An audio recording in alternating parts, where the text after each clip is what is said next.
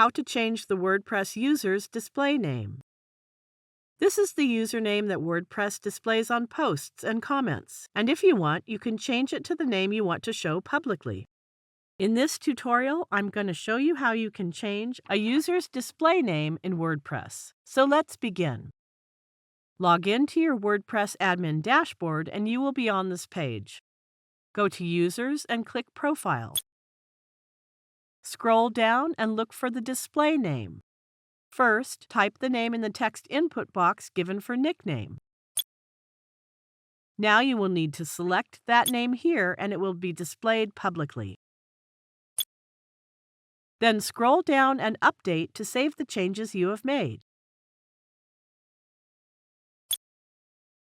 Notice that the username has been changed, and this change will be reflected also in your posts and comments. I hope you find this tutorial helpful. Thank you for watching.